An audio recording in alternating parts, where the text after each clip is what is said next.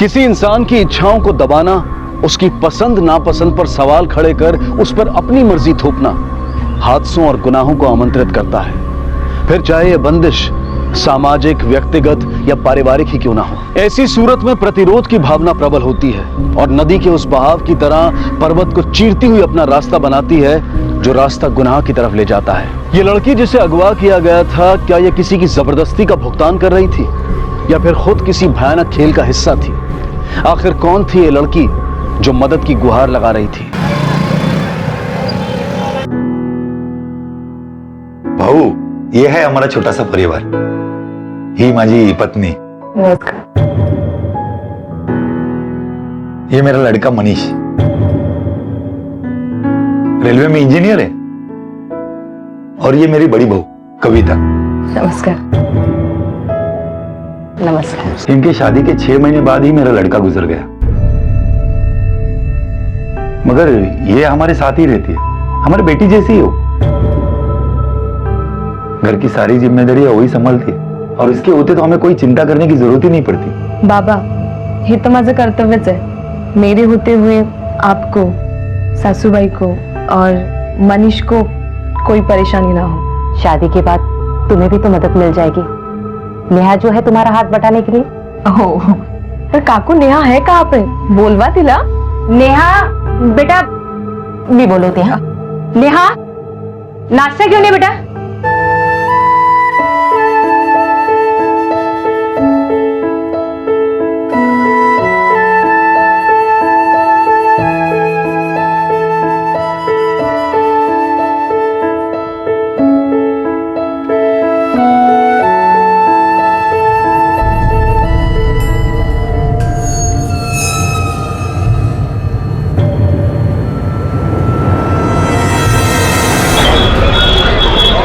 मनीष, तूने बताया नहीं नेहा तुला कशी वाटली? अच्छी आई तो शादी के लिए हाँ बोल दूं उसके आई बाबा को? मुझे तो लड़की बहुत अच्छी लगी, बड़ी सीधी है लड़की। काय रे? हाँ, मैं तो बोल रही हूँ हाँ बोल दे। बड़ी सीधी है लड़की, तेरी हाँ में हाँ मिलाएगी, तब की रहेगी तेरे से, तुला काहीच प्रॉब्लेम होणार नाही। ठीक है, अगर तुम्हें ऐसा लगता है तो मेरी तरफ से हाँ बोल दो। आई हाँ म्हणतोय।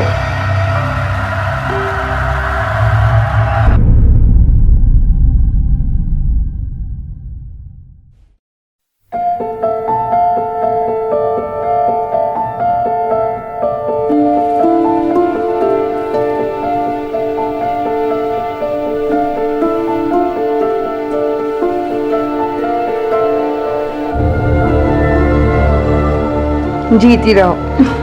अब जल्दी से जल्दी मुझे एक पोता दे दे ताकि मेरा परिवार पूरा हो जाए।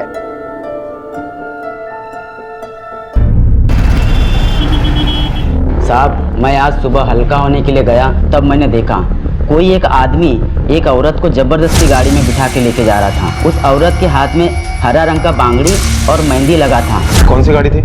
गाड़ी का नंबर देखा तुमने? नहीं साहब, वो मदद के लिए आवाज लगा रही थी, तभी मेरा ध्यान गया, पर तब तक वैन निकल चुकी थी। सुबह कितने बजे हुआ ये? साहब, यही कोई सुबह 5:30-6 का टाइम होएगा।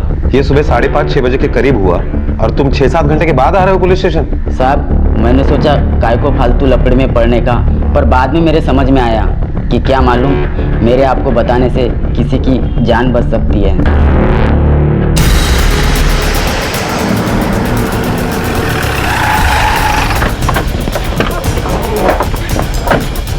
साहब, इधर से वो आदमी उस लड़की को उठा के लेके गया। और गाड़ी किस तरफ गई? वो साइड साहब। इसका मतलब है वो लड़की को लेकर हाईवे की तरफ गया। सुबह 5 और 6 बजे के बीच में क्या तुमने हाईवे पर सिल्वर कलर की वैन देखी? क्या किसी लड़की को मदद के लिए चिल्लाते हुए देखा था? नहीं साहब, इतनी सुबह तो हमारी दुकान बंद रहती है। और आजू बाजू की? नहीं साहब, ऐसा तो मैंने कुछ नहीं देखा। सर, उस आदमी ने जिस लड़की के बारे में किडनैप की रिपोर्ट दर्ज की है, उस बारे में हमने registered office, banquet hall, DJ वाले, लोकल बैंड वाले, उनसे पूछताछ की तो ये पता चला है कि पिछले हफ्ते में वहां पर सिर्फ 2 शादियां हुई है, एक सामंतवाड़ी में और दूसरी बामन नगर में। ज्यादा इन दोनों फैमिली से पूछताछ करो। खास तौर पे उन लड़कियों से जिनकी शादी हुई थी। अगर इनमें से कोई है तो पता चल जाएगा, अगर नहीं है तो इसका मतलब लड़की किसी दूसरे एरिया की। Okay sir.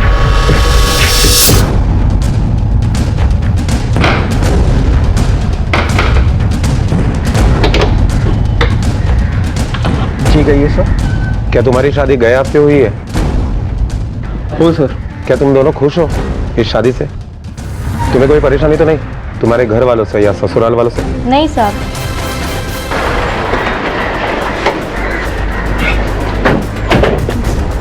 हे मनीष का घर है? हो अपन कौन? मी त्याची आई. मनीष की हाल ही में शादी हुई है ना?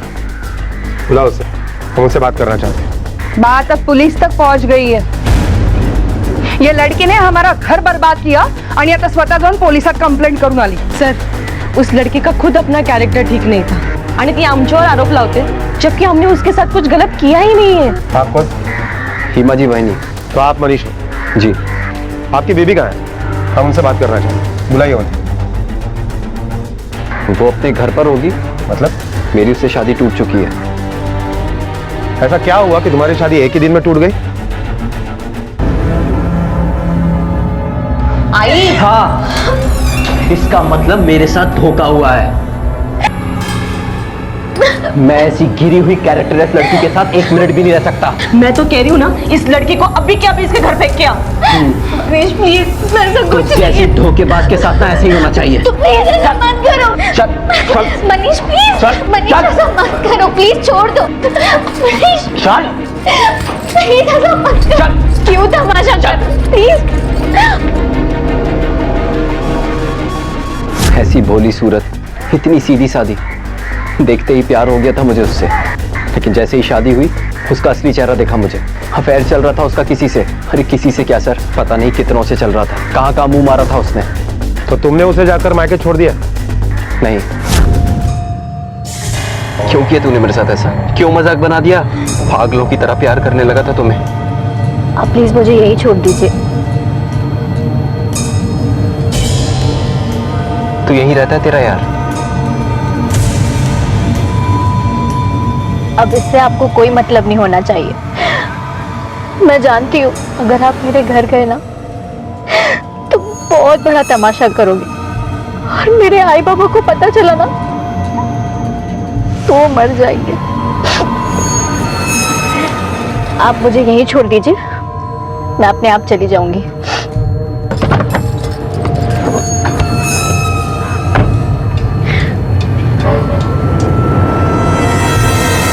तो जहाँ तुमने छोड़ा वहां से उसका घर कितने दूर था?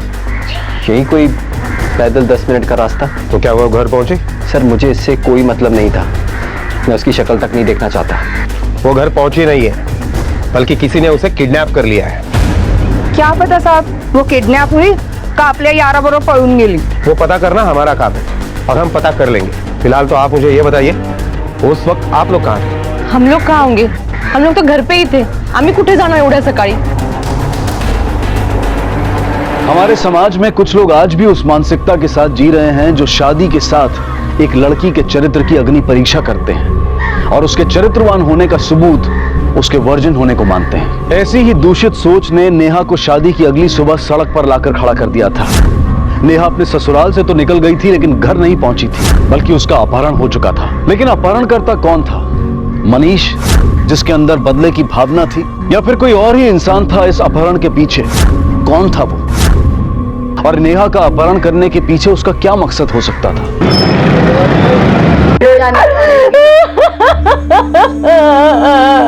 क्या हुआ? सर परसों इन बेचारों की बेटी नेहा की शादी हुई थी और आज वो गायब हो गई। सुरेखा वहिनी का तो बेटी को लेकर रो रो के बुरा हाल हो गया है। उनके पति कहाँ हैं? साहब ये मेरी बेटी नेहा है। परसों इसका शादी करके इसको विदा किया और कल से गायब है।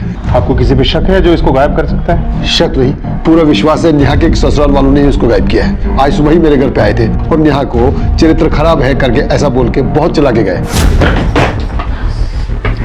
ऐसे लोगों को ना बिरादरी से बाहर निकाल देना चाहिए। बहुत इज्जतदार बने फिरते हो ना, अपनी लड़की बड़ी संस्कारी है बताते हो और हमें बेवकूफ बनाते हो। कहाँ घाट घाट के पानी पी के आई है पता नहीं। ये अपने लड़की का सामान ले लो ना, हमें तुम्हारी लड़की चाहिए ना तुम्हारा सामान। ये आप क्या बोल रही हैं? और नेहा कहाँ है? हमें क्या पता किसके साथ मुंह मार रही होगी। हमने उसे कल ही निकाला अपने घर से। ये क्या बोल रही है आप? जो आप सुन रही हो। और देखिए, हमारा एक एक पैसा हमें वापस चाहिए। जबान संभाल के बात करो। ऐसे कैसे नहीं होता है, तुम लोगों को पता नहीं है? तो ऐसा तो नहीं है तुम लोगों ने उसे गायब किया है? हमने कुछ नहीं किया। आपसे वो किस बात के लिए पैसे वापस मांग रहे थे? साहब, हम लोग बहुत गरीब लोग हैं, हमारे पास शादी के लिए इतना पैसा कहाँ से है? मनीष के परिवार वालों ने ही शादी का खर्चा दिया, अब वही पैसा हमसे वापस मांग रहे हैं। आपको पक्का यकीन है कि नेहा का किसी से कोई अफेयर नहीं है? साहब, मेरी बेटी ऐसी वैसी नहीं है, ससुराल वाले ही उसको बदनाम कर रहे हैं। अब मेरी बेटी को ढूंढो साहब, पता नहीं क्या किया होगा उसके साथ उन लोगों ने। ठीक है, फिलहाल आप जाइए, हम पूरी कोशिश करेंगे नेहा को ढूंढने की। जादव, इस कहानी का सबसे बड़ा सस्पेक्ट है मनीष, क्योंकि ये नेहा से प्यार करने लगा था और सुहाग रात पे जब उसे ऐसा लगा कि नेहा वर्जिन नहीं है तो इसने मान लिया कि नेहा ने इसे धोखा दिया। हालांकि ये उसकी पिछड़ी हुई सोच को दर्शाता है, जो लड़की के चरित्र को उसके वर्जिन होने या ना होने से आंकता है, और इसीलिए शायद इसने नेहा को मरवा दिया या किसी के हाथों बेच दिया। सर, नेहा को मारने का मोटिव तो नेहा के बाप संदीप के पास भी है। सोसाइटी में नेहा की वजह से जो बदनामी हुई, उसी में गुस्से में आकर शायद उसने ही नेहा को कहीं ले जाकर मार दिया हो सकता है।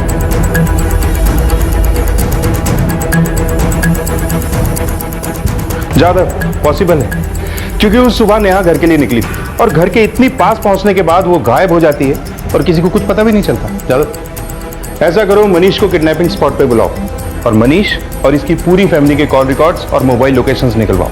हमें जल्द से जल्द नेहा को ढूंढना है, क्योंकि नेहा ही है जो बता सकती है कि सच क्या है।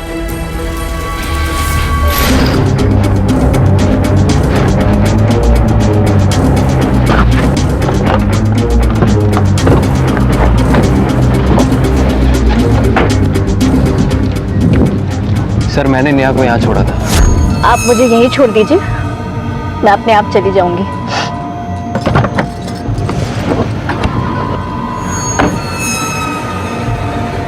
उसका घर यहाँ से करीब 500 मीटर की दूरी पर है, वॉक करके 10 मिनट का रास्ता। ठीक है, तुम जा सकते। ताज्जुब की बात है ज्यादा, घर से सिर्फ 500 मीटर की दूरी पर किसी ने नेहा को किडनैप कर लिया।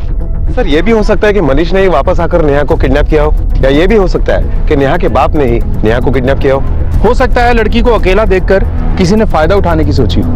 इतनी सुबह इस एरिया में ज्यादा मोबाइल नंबर्स एक्टिव नहीं होंगे। मोबाइल सर्विस प्रोवाइडर से उन सभी नंबर्स की डिटेल लो जो सुबह 5 से 6 बजे तक यहाँ पे एक्टिवेट थे। हो सकता है कोई ऐसा नंबर हमारे हाथ लगे जिसका हाथ नेहा की किडनैपिंग में हो। Okay sir. सर, हमने मोबाइल सर्विस प्रोवाइडर कंपनी से उन सारे नंबर्स के डिटेल्स मंगवा लिए हैं जो किडनैपिंग के वक्त वहां पर एक्टिवेट थे, जिसमें से एक नंबर ऐसा है जिससे नेहा के किडनैपिंग के वक्त कॉल किया गया है, उसके भी डिटेल इसी में है। इकडे रे राहुल जाधवचं घर कुठे?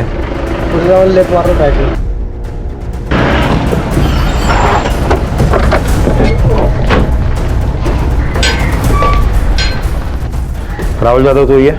हाँ सर। चल, तुझसे कुछ पूछताछ करनी है। लेकिन साहब हुआ क्या? देखिए, आप टेंशन मत लीजिए, रूटीन इंक्वायरी है। चल ये आलोच।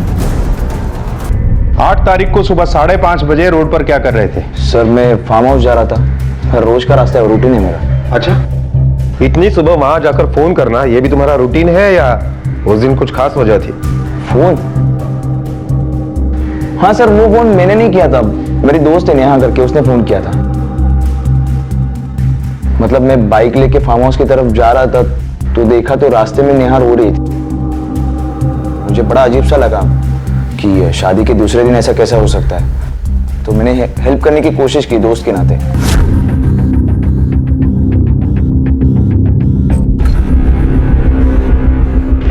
नेहा, क्या हुआ तुम्हें? क्या कर रही हो तुम? तुम्हारी कल शादी हो गई और तुम इस हालत में? मतलब राहुल, मुझे फोन दो ना, मुझे एक कॉल करना प्लीज। राहुल, बहुत अर्जेंट है।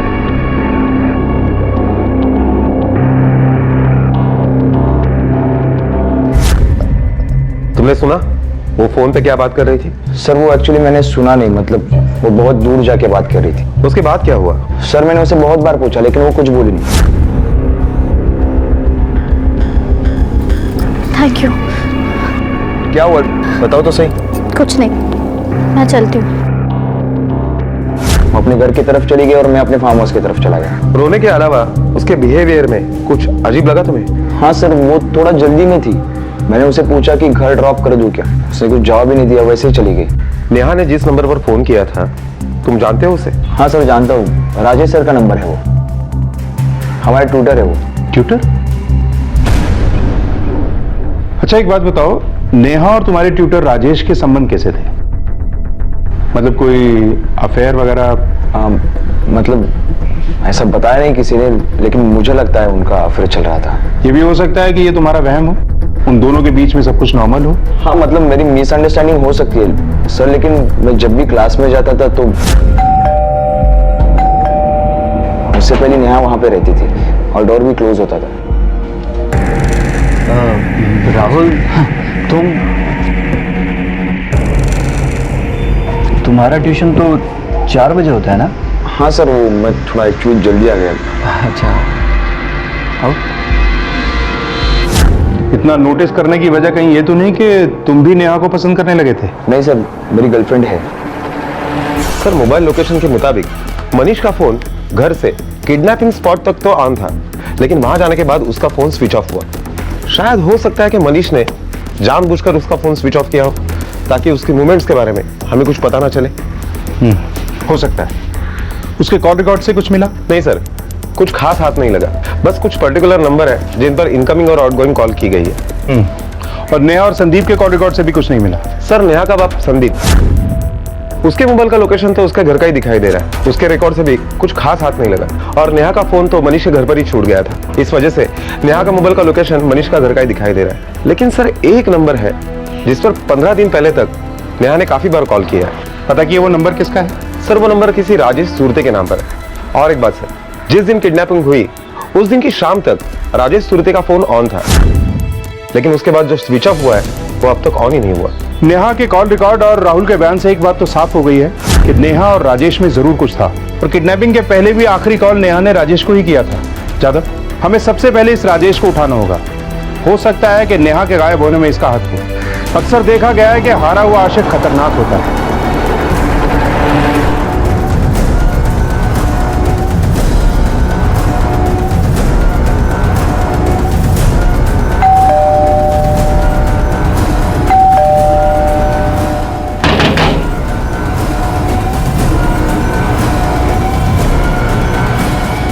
राजेश सुरते यही पास में रहता है साहब, लेकिन कई दिन से उसका मकान बंद है। लगता है किधर तो गया है। क्या करते हैं वो? कॉलेज में पढ़ाते हैं साहब और घर पे भी ट्यूशन लेते। इस लड़की को देखा है, कभी पहचाने हो? हाँ सर, वो राजेश बाबू के पास पढ़ने आती थी। ये राजेश सुरते की फैमिली भी होगी ना? कहाँ है वो? है, माँ बाप है उनके, लेकिन सातारा में कहीं तो रहते हैं। जादव, एक काम करा, सातारा जाके राजेश की फैमिली से पूछताछ करो। तब तक मैं मनीष से पूछता हूँ कि किडनैपिंग के वक्त ही उसका फोन स्विच ऑफ क्यों हुआ। Okay sir.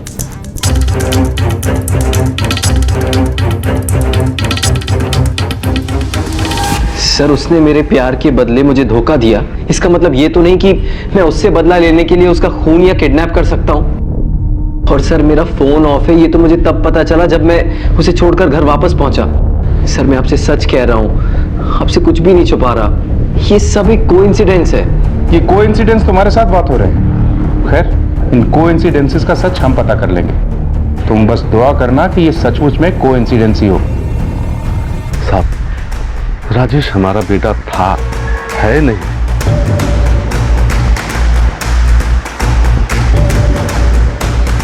अब हमारा उससे कोई ताल्लुक नहीं है साहब। उसे हमने अपने घर से कब का निकाल दिया है। क्यों निकाल दिया उसे घर से? क्योंकि साहब उसका दिमाग खराब हो गया था। चाह, अरे बड़ा फोटो तो देख। अरे देख बेटा, कितनी अच्छी लड़की है। आई कितनी बार कहा है मेरी चिंता छोड़ दे, मुझे जब शादी करनी होगी तो कर लूंगा। ऐसे कैसे तेरी चिंता छोड़ दे? हमारे बाद तेरा ख्याल कौन रखेगा बेटा? इसीलिए कहती हूँ कि शादी। मैं शादी करूंगा, खुश, लेकिन अपनी पसंद की लड़की से। और मुझे मेरी पसंद की लड़की मिल गई है। देखा, इसने पहले से ही बाइक को ढूंढ के रखी है और हम इधर खाली फुकट परेशान हो रहे हैं। अरे बेटा, हम लोग को भी तो मिलवा, बुला उसे, देखे तो सही कि कौन है वो। ठीक है, अगली बार आप लोग जयसिंहपुर आओगे ना तो मिलवा दूंगा। धोखा खराब हो गया क्या तेरा? सारे बिरादरी में मेरा नक कटवाना चाहता है? काहे बोलूं अपने लोगों को, अपने रिश्तेदारों को कि मेरी बहू मेरे बेटे से 15 साल छोटी है, स्टूडेंट है उसकी, ट्यूशन पढ़ती थी उससे, है बोलो? तो बाबा प्रॉब्लम क्या है? बस एक बार बोल दिया ना, नहीं हो सकती मतलब नहीं हो सकती, और मेरे जीते जी तो यह शादी कभी नहीं हो सकती। अरे त्याला एक वेळ लागले, पर तू नहीं समझ सकती तुम दोनों के बीच उम्र का कितना अंतर है? इसे इसके घर पे छोड़ के आओ और भूल जा कि यह शादी कभी हो सकती है। राजेश पर हमारी बातों का कोई असर नहीं है। वो उस लड़की के साथ शादी के लिए जिद पर अड़ा हुआ था। हमने भी थक हार कर कह दिया कि उस लड़की को लेकर इस घर में नहीं आ सकते, लेकिन वो कहता था शादी करूंगा तो उसी लड़की से करूंगा, नहीं तो नहीं करूंगा। उसके बाद से ना तो हमने उसकी शक्ल देखी और ना उसने हमारी। सर, मनीष बहुत अच्छा लड़का है, पढ़ाई में हमेशा आगे रहा है, नौकरी भी सबसे पहले उससे मिली, वो भी रेलवे में अच्छी पोस्ट पर। मनीष तो जिद्दी और चालाक लड़का है सर। वो एग्जाम में अच्छे नंबर पाने के लिए टीचर को पैसे तक खिलाता था। और सर, एक बार उसने जिस चीज़ के बारे में सोच लिया, उसे चाहिए तो फिर चाहिए, उसके लिए वो किसी भी हद तक जा सकता है सर। सर, मनीष बहुत सिंपल सा और जेंटलमैन लड़का था। अच्छा, उसका कॉलेज में किसी से कोई अफेयर वगैरह कुछ था? सर, वो तो इन सब चक्करों में पड़ता ही नहीं था। उसे पता था उसकी फैमिली बहुत कंजर्वेटिव है, तो लव मैरिज का तो चांस ही नहीं था। इसलिए फीमेल फ्रेंड्स तो बहुत थी, लेकिन कोई गर्लफ्रेंड नहीं थी सर उसकी। हाँ सर, मनीष मेरा दोस्त है सर, हम एक ही ऑफिस में काम करते हैं। उसकी शादी टूट गई सुन के बहुत बुरा लगा मुझे सर। वो तो काफी एक्साइटेड रहता था अपनी शादी के बारे में। उसका तो उस लड़की के साथ लव एट फर्स्ट साइट था। उसके साथ जो कुछ हुआ बहुत बुरा हुआ सर। उसकी शादी टूटने वाली है, ये बात उसने सबको बताई थी? सबको नहीं सर, सिर्फ मुझे बताई थी। मैंने अपनी आंखों से देखा है। उसे तो धमकियां मिल रही थी कि शादी ना करे नेहा से करके। धमकियां मिल रही थी मतलब? जब वो नेहा के साथ शादी करने के लिए हाँ कर दिया, तब से उसे फोन पे फोन आने लगे थे सर कि नेहा से शादी ना करे करके। पर वो पीछे नहीं हटा, वो तो उसके प्यार में पागल था ना सर। जब मनीष ने कभी बताया कि ये धमकियां उसे कौन दे रहा था? नहीं सर। अगर मनीष को धमकियां मिल रही थी तो उसने अब तक पुलिस कंप्लेंट क्यों नहीं की? जादव, मनीष और नेहा के पिछले 6 महीने के कॉल रिकॉर्ड चेक करो, देखो कि उसमें कोई नया नंबर मिलता है क्या। जरूर कुछ ऐसा है जो हमने मिस कर दिया है। सर, गांव के बाहर एक डेड बॉडी मिली है।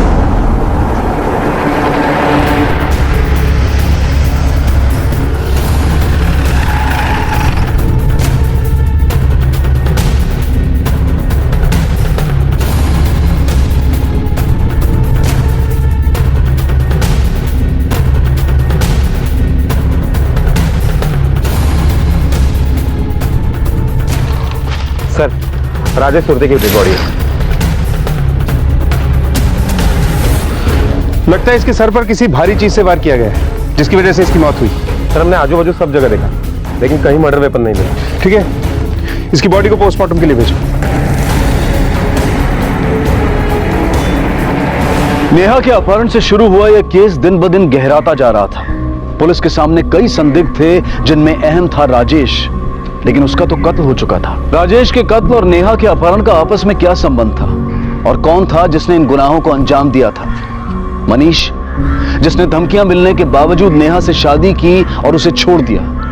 क्या यह कोई षड्यंत्र था, या नेहा का पिता संदीप खानदान की इज्जत पर लगे दाग को राजेश और नेहा के खून से धोना चाहता था, या फिर कोई और ही था जिसका मकसद और पहचान अभी तक सामने नहीं आई थी? सर, ये राजेश सिरके की पोस्टमार्टम रिपोर्ट आई है।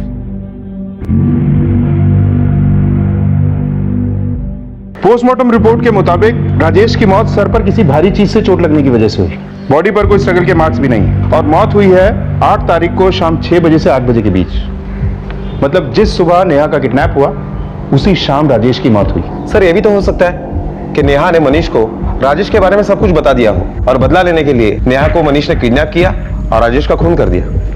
बिल्कुल हो सकता है, क्योंकि कॉल रिकॉर्ड के मुताबिक जिस दिन नेहा किडनैप हुई उस दिन दोपहर को राजेश ने मनीष को फोन किया था, जो मनीष ने हमें नहीं बताया। जाधव, इस मनीष को पूरी तैयारी के साथ उठाओ और पूरी तैयारी के साथ सच उगलवाओ। क्यों मारा राजेश को और नेहा को कहां छुपा के रखा है? सर ये आप क्या बोल रहे हैं, मुझे कुछ समझ नहीं आ रहा। देख, नाटक मत कर, क्योंकि हमने शुरू किया ना तो तुझे भारी पड़ेगा।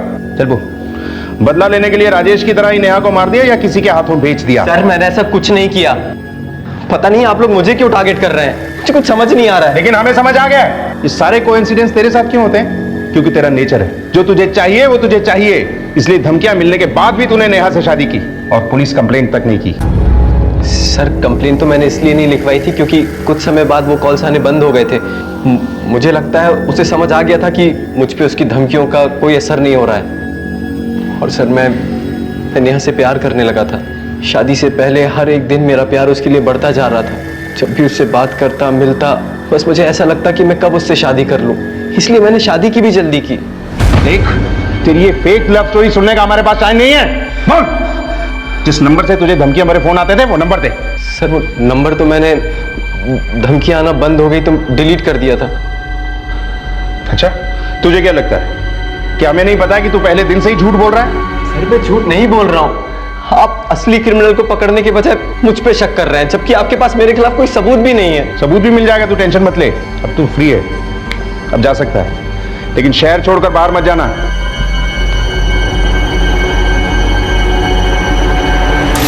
जादव, ये मनीष अब भी सच नहीं बोल रहा है। ऐसा करो कि राजेश के कॉल डिटेल्स और मोबाइल लोकेशन ट्रेस करो। इन दोनों के अलावा एक और आदमी है जिसे हमने टारगेट नहीं किया है, वो है नेहा का बाप संदीप। संदीप के पास भी मोटिव है नेहा को गायब करने का और मारने का। चलो देखते हैं ये संदीप कितने पानी में है। संदीप भाऊ तो एकदम खडूस आहे साहब, छोटी छोटी बातों से किटकिट करते हैं। आणि सुनंदा वहिनी त्यांच्या उलट एकदम सीधी सादी। यूं तो सभी लोग अपनी बेटी की गलती पर डांटते हैं साहब, पर ये तो एकदम पुराने ख्याल का आदमी है। कभी भी किसी भी लड़के के साथ नेहा को बात करते देख लेता तो तमाशा खड़ा कर देता था साहब। साहब वेड़ाच मानुस है, तो उसको लगता है कि उसकी बेटी के पीछे सारे लड़के पड़े हुए। गलती से अगर उसके घर की तरफ मुंह उठा के भी देख लिया ना तो चालू हो जाता गाली देने के लिए। उस दिन नेहा घर आई, उसने तुझे बताया कि ससुराल में उसके साथ क्या हो रहा है, और अब वो राजेश के पास जा रही है, जो तुझ जैसे पुराने ख्यालात के घटिया सोच वाले इंसान को पसंद नहीं आया। तूने नेहा का पीछा किया और राजेश और नेहा दोनों का खून कर दिया। राजेश की बॉडी हमें मिल गई, नेहा की बॉडी कहाँ है? साहब वो घर पे आई ही नहीं तो कैसे बताती? उस दिन क्या, वो तो कभी उसने किसी लड़के के बारे में नहीं बताया, ना मेरे को ना मेरी बाइकों को। साहब लड़कों के साथ उसकी दोस्ती थी, पर उसका कोई ऐसा वैसा रिश्ता नहीं था साहब। अच्छा, लड़कों के साथ दोस्ती थी, ये तो बड़े आराम से कह रहा है, जबकि हमें पता है कि तू उसे रोक टोक से रखता था, उस पर बेवजह शक करता था, लड़कों से बात तक नहीं करने देता था उसे। साहब समाज में इज्जत ना उछले इस करके उसको रोकता था, पर अब देखो ना क्या कर गया वो, मुंह में कालिक पोत दी, गली मोहल्ले रिश्तेदारों के सामने आंख झुका के चलना पड़ता है। इसी गुस्से की वजह से राजेश का खून किया? नहीं साहब मैंने खून नहीं किया, पर अगर मिलता ना तो उसको आज जरूर खून कर देता।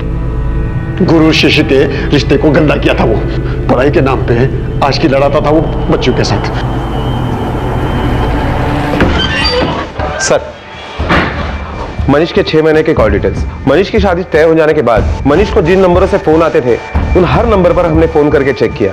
उसमें से एक नंबर हमें ऐसा मिला है जो ज्यादातर बंद होता है या ज्यादातर उसकी लोकेशन चेंज होती रहती है। किसका नंबर है ये? सर ये नंबर किसी अंकुश के नाम पर रजिस्टर्ड है, जिसका कनेक्शन राजेश के साथ भी है।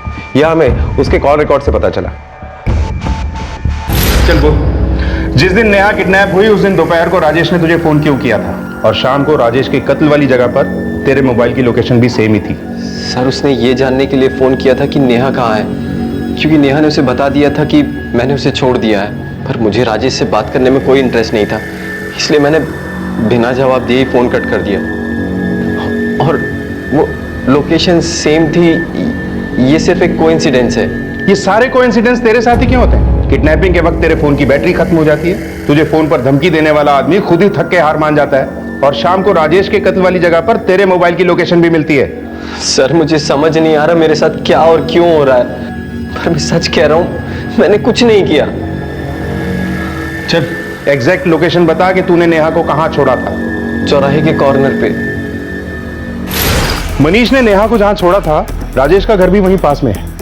कहीं ऐसा तो नहीं कि नेहा राजेश से मिलने जा रही थी? मनीष ने उसका पीछा किया और दोनों का खून करके बॉडी अलग अलग फेंक दी।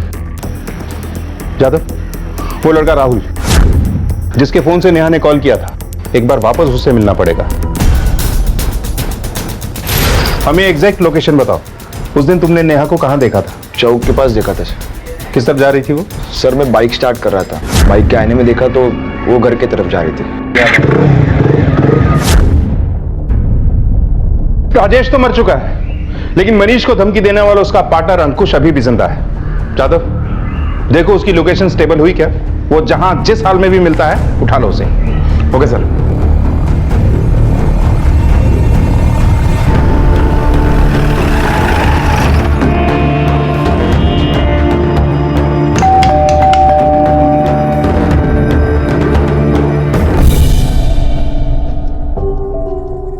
अंकुश का ही घर है ना? जी सर। बुलाइए उसे, हम उससे कुछ बात करना चाहते हैं। सर वो कंपनी की तरफ से शहर से बाहर टूर पे गए। कितनी तारीख को गया हूँ? सर 8 की शाम को गए हैं। टूर पर है या खून करके गायब? जादव, इस अंकुश को हाई अलर्ट पे डाल दो। अपना एक कांस्टेबल सिविल ड्रेस में इसके घर के बाहर तैनात करो और इसका मोबाइल भी ट्रैक करो। Okay sir.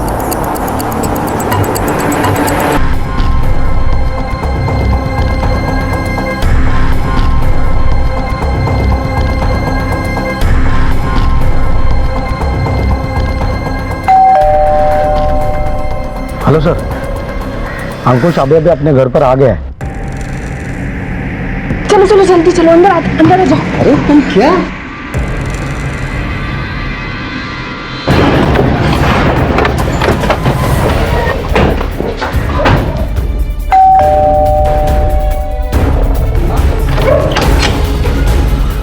सर तुझ्या कामाचा बक्षीस द्यायची वेळ आली।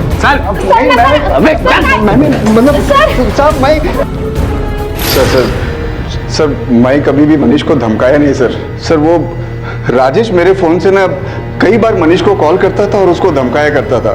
मेरे को तो तब पता चला साहब, जब मनीष का एक दिन मेरे फोन पे कॉल आया तो मैंने राजेश को बहुत सुनाया सर। और तेरे समझाने से वो समझ गया?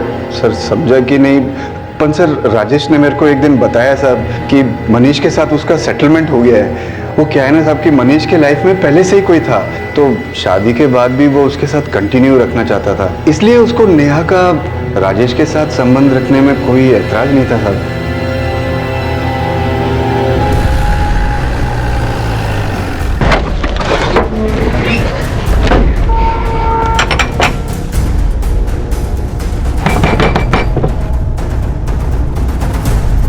मनीष कहाँ है? बुलाओ उसे, हमें उससे बात करनी है। सर मनीष रत्नागिरी गया अपने ट्रान्सफर के काम से। वो कल आने वाला था लेकिन अब तक नहीं आया। कधीपासून त्यांचा फोन ट्राय करतोय लेकिन फोन ही नहीं लग रहा। साहब मुझे तो बहुत डर लग रहा है, वो नेहा के बाप ने मेरे मनीष को कुछ कर डाला है। चला लोग। सर हमने मनीष की मोबाइल की लोकेशन चेक की तो पता चला कि उसका फोन 2 दिन से स्विच ऑफ था और उसकी लास्ट लोकेशन गांव के बाहर की है। अगर मनीष के घर वालों पर यकीन किया जाए तो उस दिन और उस वक्त मनीष रत्नागिरी में था। तुमने रत्नागिरी के रेलवे गेस्ट हाउस और होटल्स में पता किया? उसने कहीं चेक इन किया था क्या? हाँ सर, मैंने मनीष के बारे में रत्नागिरी में इंक्वायरी की लेकिन वहां उसकी कोई एंट्री नहीं मिली। जादव, मनीष के कॉल रिकॉर्ड चेक करते हैं और उसकी एग्जैक्ट लास्ट लोकेशन ट्रेस करते हैं और वहीं सर्च करते हैं।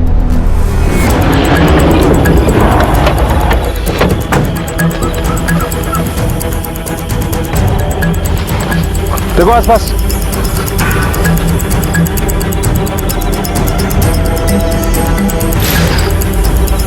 जादव, कैसा? जादव, गले का निशान देखकर लग रहा है कि किसी रस्सी से इसका गला घोटकर इसे मारा गया है। आसपास देखो, शायद कोई सुराग मिले और बॉडी को पोस्टमार्टम के लिए भेजो। Okay sir. पुलिस की मुश्किलें कम होने की बजाय और बढ़ती जा रही थी। राजेश के बाद मनीष का भी कत्ल हो चुका था, जो कि पुलिस की सस्पेक्ट लिस्ट में अब तक सबसे ऊपर था। इस पूरी पहेली में यह समझना मुश्किल हो रहा था कि कौन अपराधी है और कौन अपराध का शिकार। अंकुश के मुताबिक शादी से पहले मनीष का किसी के साथ संबंध था, तो कहीं इस साजिश और इन हत्याओं के पीछे उसी का हाथ तो नहीं था? आखिर कौन था ये गुमनाम चेहरा जो कि पुलिस की पहुंच से अब तक दूर था? पोस्टमार्टम रिपोर्ट के मुताबिक मनीष की मौत किसी रस्सी या तार जैसी चीज से गला घोटने की वजह से हुई और उसकी मौत हुई है 12 तारीख को रात 9 से 11 के बीच में। जादव, राजेश के मुताबिक मनीष की लाइफ में कोई लड़की थी, पता करो वो कौन है। हो सकता है ये खून उसी ने किया। लेकिन सर सारी इंक्वायरीज और कॉल रिकॉर्ड से तो ऐसा कुछ नहीं मिला जिससे ये पता चले कि उसका कहीं अफेयर चल रहा था।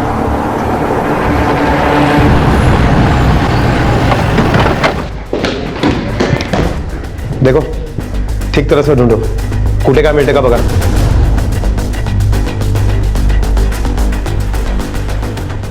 हा लॅपटॉप कोणाचा आहे? मनीषचा आहे. पासवर्ड क्या है इसका? मला नाही माहित सर. ठीक है, इंक्वायरी के लिए हम इसे साथ में लेकर जा रहे हैं। चला।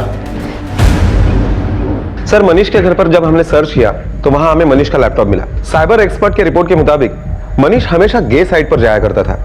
उसके सोशल अकाउंट पर हमें एक लड़के का आईडी मिला है जिसके साथ मनीष हमेशा चैट करता था। सर उनके मैसेज देख के तो यही लगता है कि उन दोनों लड़कों में अफेयर चल रहा था।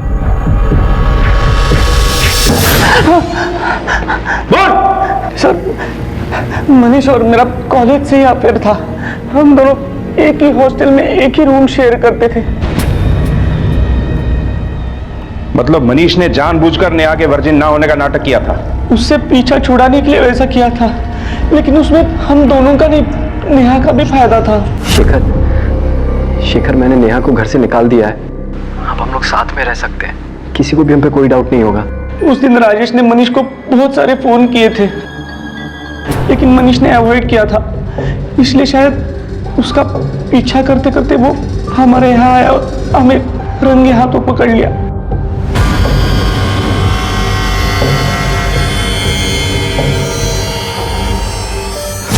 राजेश ने हमें धमकी दी थी कि नेहा के बारे में बता दो वरना वो हम दोनों का सच पूरी दुनिया के सामने लाकर रख देगा। नेहा कुठे आहे? नेहा कुठे?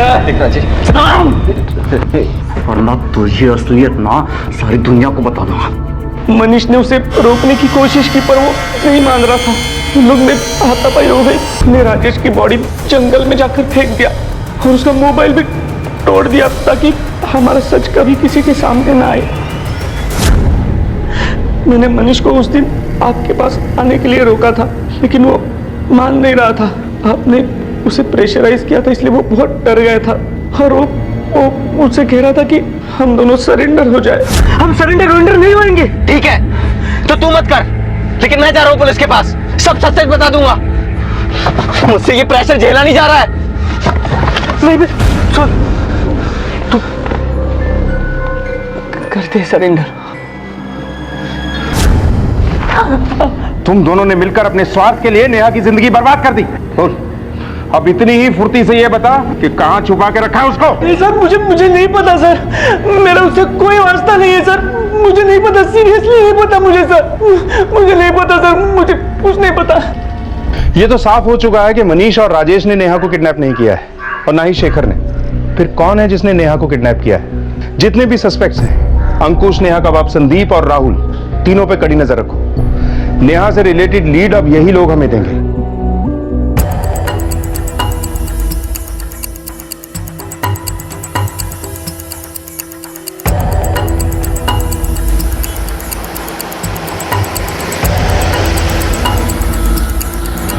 सर जी, राहुल मेरा भांजा है।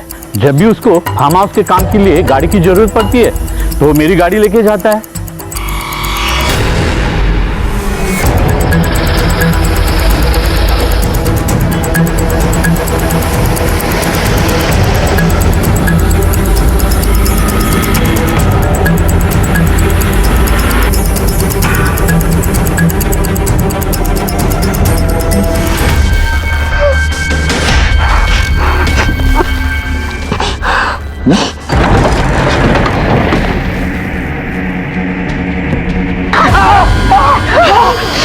मुझे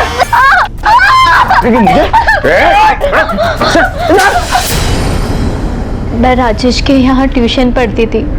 हम दोनों एक दूसरे को बहुत प्यार करते थे, पर हमारी शादी नहीं हो पाई।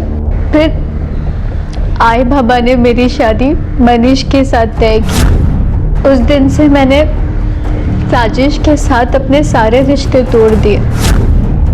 फिर सुहागरात पर मनीष, मैं प्यार करती हूँ नहीं थी, आप मुझे गलत समझ रहे हो। मेरे लिए अब सब कुछ आप ही हैं। फिर दूसरे दिन मनीष ने मुझ पर इल्जाम लगाया कि मैं वर्जिन नहीं हूँ। मैं नहीं चाहती थी कि मनीष मेरे घर पर तमाशा करे, इसीलिए मैंने उसे कहा कि वो मुझे रास्ते में ही छोड़ दे। उन्होंने मुझे घर के पास रास्ते में ही छोड़ दिया, जहाँ मुझे राहुल मिला।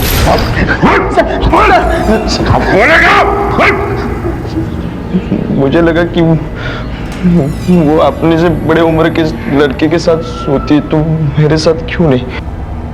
मेरी उसके ऊपर बुरी नजर थी साहब। मतलब उस दिन मैंने सड़क पे उसकी बातें सुनी राजेश के साथ फोन पे करते हुए। मतलब वो दोनों मिलने वाले थे उसके ट्यूशन में, तो मैंने उसे जबरदस्ती उठाया और गाड़ी में बिठाया, फार्म हाउस लेके चला गया और उसका रेप किया। कितनी घटिया सोच है तेरी। तुझसे ये बात बर्दाश्त नहीं हुई कि एक लड़की अपनी मर्जी से किसी को पसंद कर सकती, क्योंकि तेरे लिए तो बस वो साथ में सोने की बात थी। रजामंदी गैर रजामंदी तेरे जैसे लोगों को समझ में नहीं आती है। अब तू अपनी सही जगह पे जाएगा। प्लीज सर, आज भी हमारे समाज में महिलाओं को अग्नि परीक्षा देनी पड़ती है। आज भी उन्हें लड़कों के साथ संबंध रखने पर गलत समझा जाता है, और इस सब के लिए जिम्मेदार है कुछ लोगों की पिछड़ी हुई सोच। राजेश और मनीष के कत्ल के लिए शेखर को और नेहा को अगवा कर बंधक बनाने और बलात्कार करने के लिए राहुल को गिरफ्तार किया गया है। मैं अनूप सोनी अब आपसे विदा लेता हूं। फिर मुलाकात होगी अगले एपिसोड में एक और चौंका देने वाले केस के साथ। तब तक अपना और अपने परिवार का ख्याल रखें और देखते रहें क्राइम पेट्रोल डायल 100। सबक एक को सीख हम सबको। जय हिंद।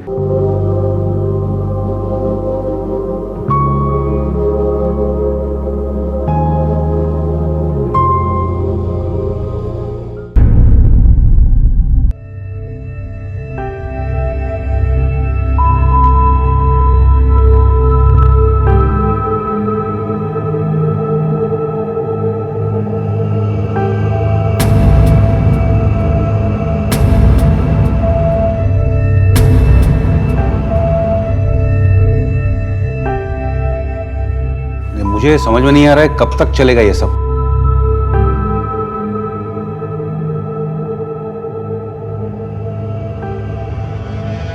देखो बेटा, इतना हाइपर मत हो। जो भी हैं, हम एक फैमिली हैं।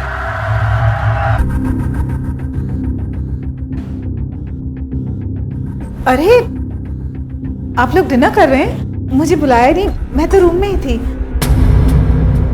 वाह, यमी लग रहा है खाना तो।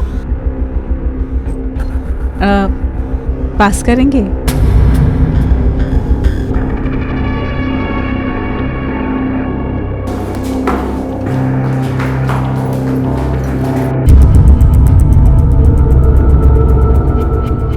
निहारिका, देखो देखो, समझने की कोशिश करो। क्या समझने की कोशिश करूं विजय? क्या समझने की कोशिश करूं? विजय 1.5 साल हो चुका है, कितना इंतजार करूं? हाँ, ये सब करना था तो सगाई क्यों की? क्यों दी अंगूठी मुझे? तोड़ दो ना सगाई। शट अप निहारिका, ये क्या बात कर रही हो तुम? मैंने तुम्हें कहा था मुझे थोड़ा और वक्त दो करके। उनको खाने पे भी नहीं बुलाया। अरे लेकिन चुपचाप बैठ के हम सब लोग खाना खा लेते तो क्या भी कर जाता है। ऐसे उनके सामने उठ के जाने की कोई जरूरत नहीं थी। और डैड, उन्होंने क्या बिगाड़ा है? उनको तो कम से कम उनको तो छोड़ दो यार। समझ में नहीं आता कि ये घर है कि चिड़ियाघर है। अच्छा, तो अगर ये चिड़ियाघर लगता है तो चले क्यों नहीं जाते यहाँ से? किसी ने बांध के रखा है तुम्हें? एक तो मेरे पापा के पैसों पे पल रहे हो तुम, और ऊपर से बकवास भी कर रहे हो। हर चीज में प्रॉब्लम होती रहती है तुम्हें तो। पता नहीं क्या चाहते हो। शिवानी, तुम समझती क्यों नहीं हो यार? एक बात को तो तुमको गुस्सा क्यों आता है? बात हाँ बोल। मैं जानता हूं कि तुम मेरे साथ हो, लेकिन अब इन दोनों को बर्दाश्त करना बहुत मुश्किल हो। लगता है ये तमाशा मुझे ही खत्म करना होगा।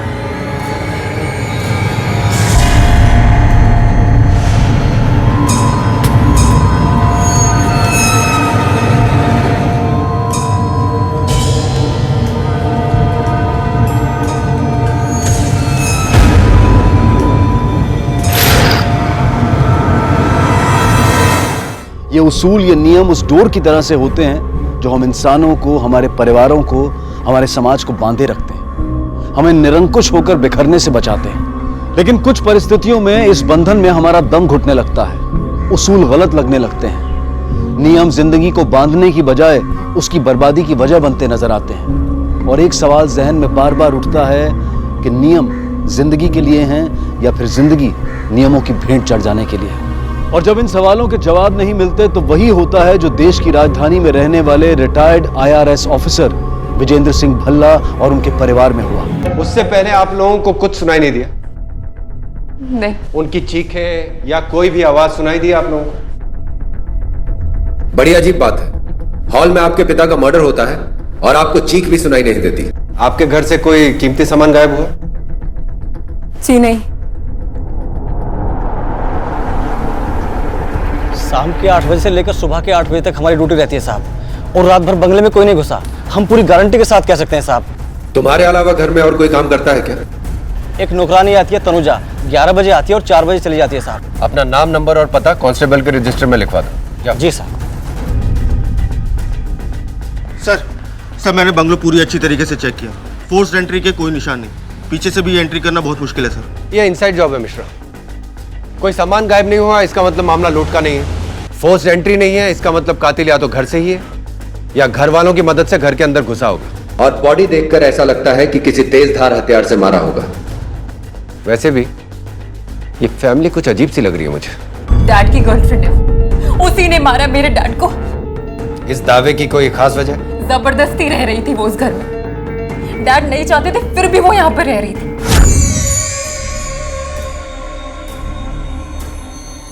तुम अमल होगे और तुम शिवानी होगी, है ना?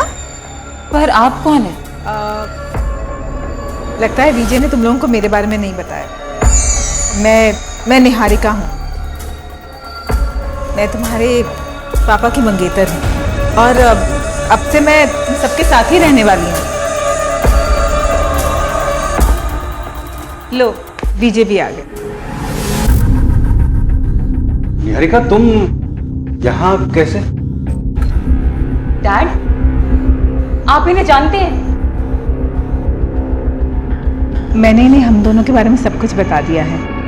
हाउ डेयर यू, तुम्हारी यहाँ आने की हिम्मत कैसे हुई?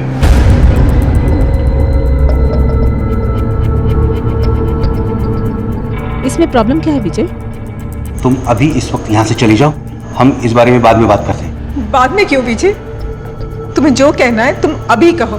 देखो विजय, मैं यहाँ से कहीं जाने के लिए नहीं आई हूँ। वो इस घर से जाने को तैयार ही नहीं थी और इसी बात पे पापा और उसका झगड़ा हुआ बेडरूम में। फिर पापा बेडरूम से बाहर आए और उन्होंने दरवाजा लॉक कर लिया। विजय 1.5 साल हो चुका है, कितना इंतजार करूँ? हाँ तोड़ दो ना सगाई, क्या कर रहे हो ये? विजय, विजय, दरवाजा खोलो विजय। तो फिर दरवाजा किसने खोला? हम लोगों की चीखने चिल्लाने की आवाज सुन के वो शोर मचाने लगे। फिर मेरी छोटी बहन आरती ने दरवाजा खोला। तो अगर वो बेडरूम में बंद थी फिर मर्डर कैसे कर सकती है? ये पता लगाना मेरा काम नहीं है, ये आपका काम है।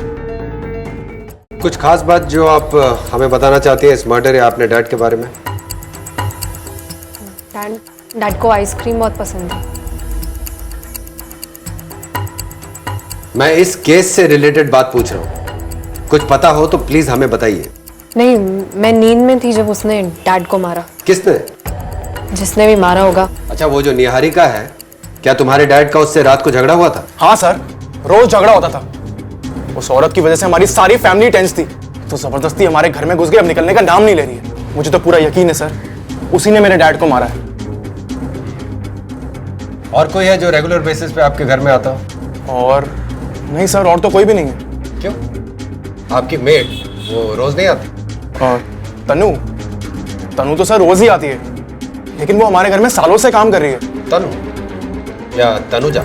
सर वो किसी पे शक है आपको? हम सब पर शक है सर, सारे लोगों पे। मेरी वाइफ शिवानी, आरती और कुलपी। तीनों नफरत करते थे सर उनसे। सब चाहते थे कि वो मर जाए। सबको नफरत थी सर। इस नफरत की कोई खास वजह? सबकी अपनी वजह है सर। मेरी वाइफ शिवानी के 50 अफेयर्स हैं। आरती ड्रग एडिक्ट है और कुलपीर बाप के पैसों पे ऐश करना चाहता है। इसी बीच निहारिका जी आ गई और सबको उनके रिश्ते के बारे में भी पता चल गया था। सब लोग इनसिक्योर हो गए थे सर, ये तीनों के तीनों, कि कहीं प्रॉपर्टी के ऊपर से उनका हक ना चला जाए। सर, निहारिका जी को होश आ गया है।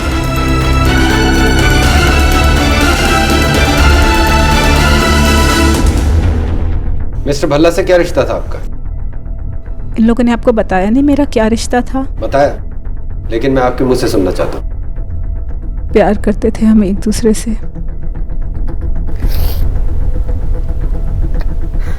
6 महीने पहले मंगनी हुई थी हमारी। तो आप लोगों ने अभी तक शादी क्यों नहीं की? विजय अपने बच्चों की मर्जी के बिना शादी नहीं करना चाहते थे। आई एम सॉरी, पर आप तो बिना शादी किए ही इनके साथ इनके घर में रह रही हैं। हाँ इंस्पेक्टर, मैंने सोचा कि अगर मैं यहाँ इनके साथ रहने लगूंगी तो बच्चे मुझे समझ पाएंगे, मुझे जान पाएंगे, मुझे अपना लेंगे और शादी के लिए हाँ कर देंगे। उससे पहले कि कुछ भी होता। मैंने सुना है आए दिन आपका और मिस्टर भल्ला का झगड़ा होता रहता था। कल रात भी आप दोनों के बीच में ऐसा ही एक झगड़ा हुआ था। हाँ, मुझे 1.5 साल हो चुका है। कितना इंतजार करूं? हाँ, ये सब करना था तो ये सगाई क्यों की? क्यों दी अंगूठी मुझे? तोड़ दो ना सगाई। Niharika shut up! ये क्या बात कर रही हो तुम? वापस ले लो। क्यों आई थी तुम यहाँ पे? हाँ, मैंने तुम्हें कहा था मुझे और थोड़ा सा वक्त चाहिए। ठीक है, अगर हमें जरूरत पड़ेगी तो आपको फिर से क्वेश्चनिंग के लिए बुलाएंगे।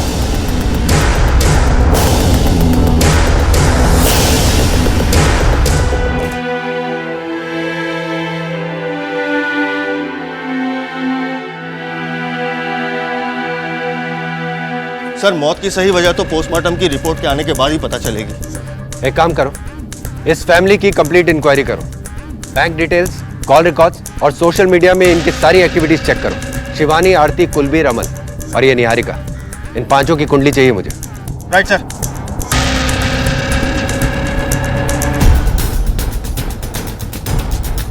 एक्सक्यूज मी, ये शिवानी भल्ला आपके जिम में आती है ना?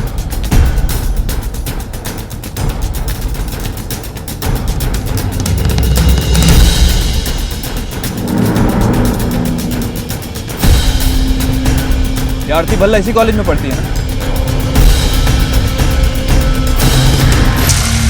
एक इंपॉर्टेंट इन्फॉर्मेशन हाथ लगी है। भल्ला फैमिली की मेट तनुजा लापता है। उसका फोन भी नहीं लग रहा है सर। भल्ला से उसका पता पूछो और जाकर चेक कर। Right sir.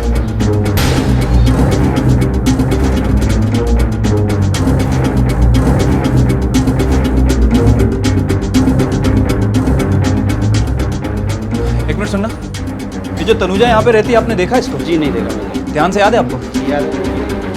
मिश्रा, आज सच पता करो।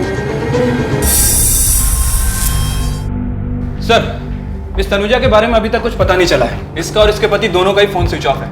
सर, इसके पड़ोसियों से बात करके पता चला है कि कुछ दिन पहले कहीं गांव जाने की बात कर रही थी।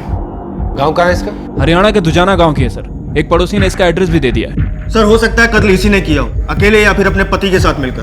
कातिल यही है, ये कहना अभी जल्दबाजी होगी, लेकिन इस मर्डर से इसका कोई ना कोई गहरा कनेक्शन जरूर है। तिवारी सब, तुम इसके गांव जाकर पूछताछ करो। मिश्रा सर, भल्ला फैमिली के बारे में कोई इंफॉर्मेशन मिली? सबने भल्ला फैमिली का बैकग्राउंड चेक किया।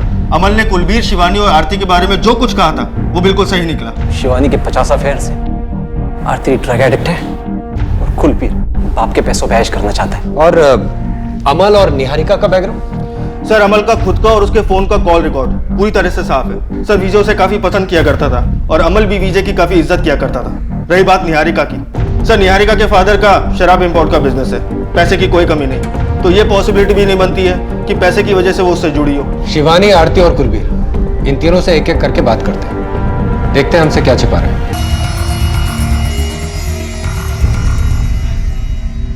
विजय यानी कि विजेंद्र सिंह भल्ला खुशकिस्मत थे कि जीवन के इस मोड़ पर उन्हें निहारिका का साथ मिला। लेकिन उनके बच्चों को यह रिश्ता मंजूर नहीं था। तो क्या उनका और निहारिका का यह रिश्ता उनकी मौत की वजह बना, या फिर उनकी मौत से उनके बच्चों को होने वाला फायदा इसका कारण था? दोनों ही सूरतों में यह सवाल था कि आखिरकार वो कौन था जिसने इस हत्या को अंजाम दिया था। वो शिवानी, कुलबीर या आरती में से कोई एक था, या फिर विजेंद्र सिंह भल्ला के तीनों ही बच्चों ने मिलकर अपने पिता के खिलाफ ये साजिश रची थी, या फिर ये सब भल्ला परिवार की उस घरेलू नौकरानी तनुजा का काम था जो घटना के बाद से ही अपने पति के साथ फरार थी।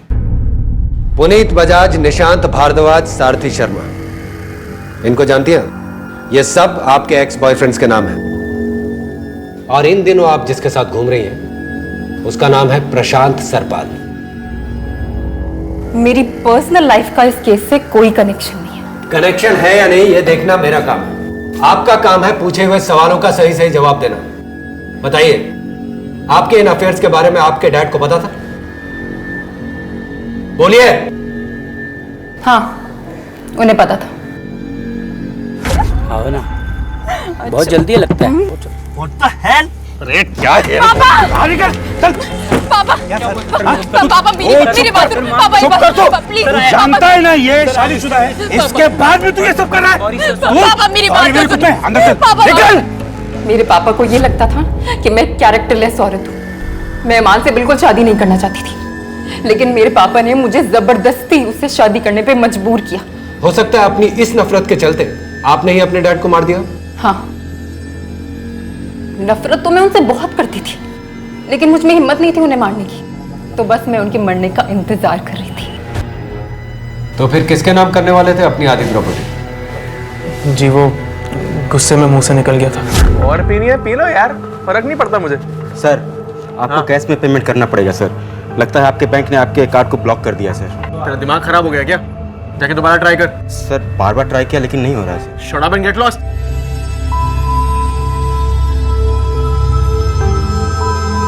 Hello dad. डैड, मैं अपने दोस्तों के साथ बाहर आया था और मुझे एक बिल पे करना है, लेकिन मेरा कार्ड डिक्लाइन दिखा रहा है। मैंने तुम्हारा क्रेडिट कार्ड ब्लॉक कर दिया है। ब्लॉक कर दिया मतलब? क्योंकि मैंने तुम्हें तुम्हारा क्रेडिट कार्ड तुम्हारी पढ़ाई के खर्चे पूरे करने के लिए दिया था, या अय्याशी करने के लिए नहीं। डैड, तो इंसान मेरे बाप को मारेगा ना, उसके नाम पर मैं अपनी आधी प्रॉपर्टी कर दूंगा। जब गुस्से में तुम अपने बाप को मारने की बात कर सकते हो तो मार क्यों नहीं सकते? वैसे भी निहारिका के घर में आने को लेकर काफी गुस्सा थे ना तुम अपने बाप से? लेकिन मेरा यकीन मानिए सर, मैंने उन्हें नहीं मारा। I swear sir. ठीक है, फिलहाल तुम जा सकते हो। Thank you sir. सुनो, तुम्हारी मेट तनुजा, वो भी उसी दिन से गायब है जिस दिन से तुम्हारे डैड का मर्डर हुआ था। कहीं उसका और तुम्हारे डैड का कोई झगड़ा हुआ था? कोई अनबन थी उनके बीच में? नहीं सर, कोई अनबन नहीं थी। बस डैड उसके काम से खुश नहीं थे और उसे डांटते थे। डैड को सफाई बहुत पसंद थी। तनुजा, क्या ये? लगता है आजकल तुम्हारा काम में ध्यान नहीं है। इतने सालों से हमारे यहाँ काम कर रही हो, उसका मतलब ये नहीं है कि मैं तुम्हें यहाँ से निकाल नहीं सकता। नहीं सर, गलती हो गई। अगली बार ऐसा कुछ नहीं करूंगी, ध्यान रखूंगी। ध्यान रखो। ठीक है, जाओ। Thank you sir.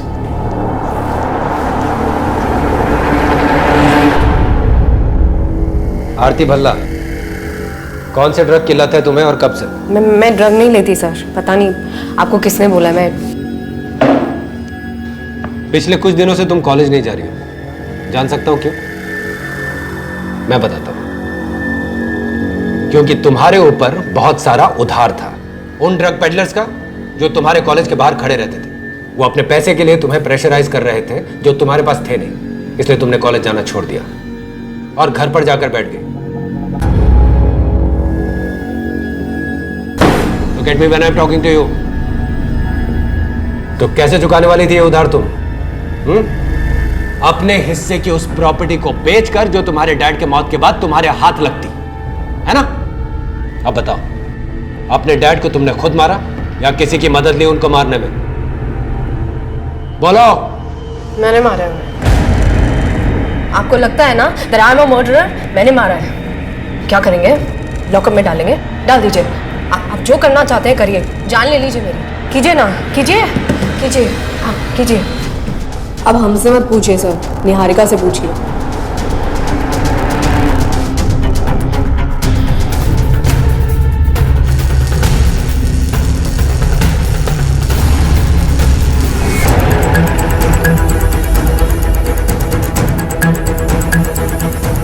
ये तनुजा और उसका पति यहीं आए ना? अरे क्या बात है साहब, तनुजा ना आई यहाँ, ना ही उसका पति आया। 6 महीने पहले आई थी वो तो आखिरी बार। सर अंदर तो कोई भी नहीं है। क्या बात है सर? कुछ नहीं। वैसे आप कौन है? माँ हूँ मैं उसकी। ठीक, चलो। हेलो। हाँ तिवारी बोलो। सर मैंने तनुजा की माँ और पड़ोसी से पूछताछ की है, वो दोनों यहाँ पे भी नहीं है सर। किसी ने भी उन्हें आते जाते हुए नहीं देखा। ठीक है, पता लगा उनका। Okay sir. ये तनु और उसके पति का सर्च इंटेंसिफाई करो। न्यूज़पेपर्स में फोटो दो, खबरियों को अलर्ट करो और पोस्टर्स लगवाओ उनके। Okay sir.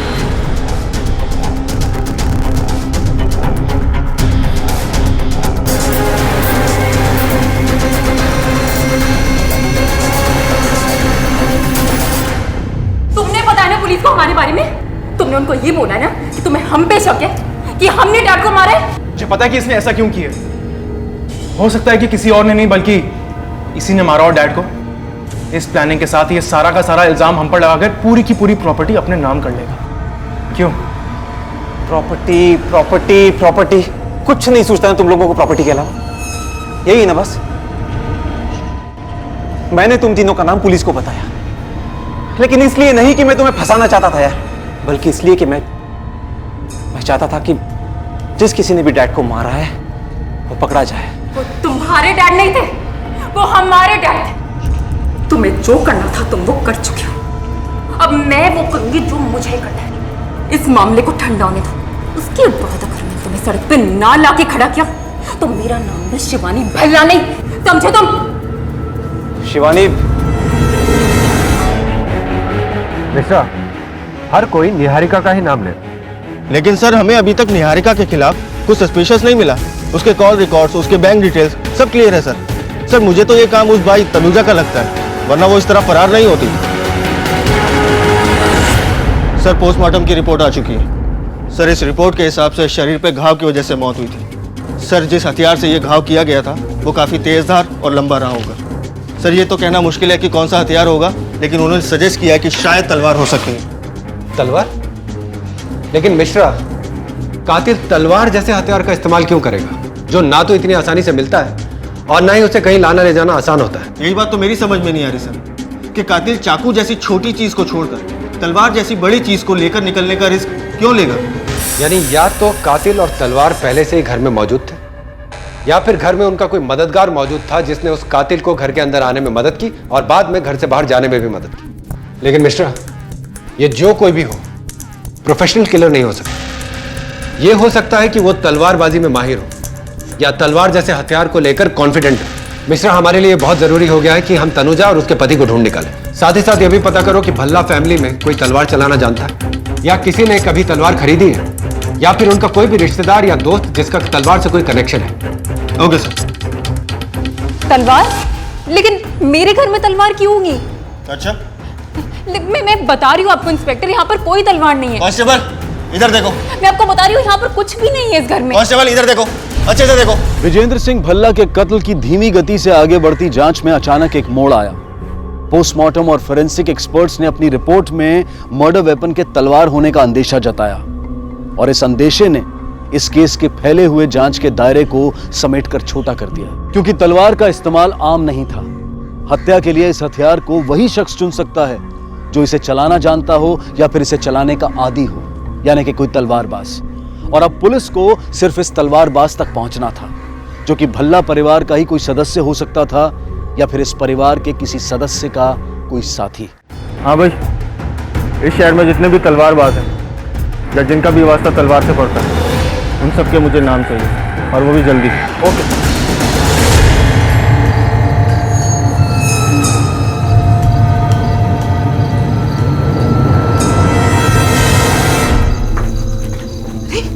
ये क्या चल रहा है? मेरा सामान, मेरे कपड़े।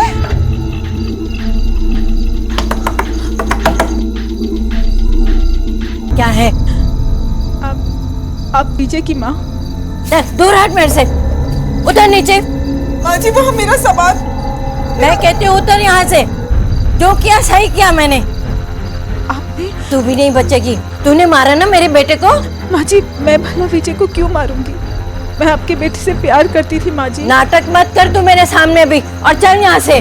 चलो चलो चलो चलो, और खबरदार जो इस दरवाजे पे कदम रखा तुम।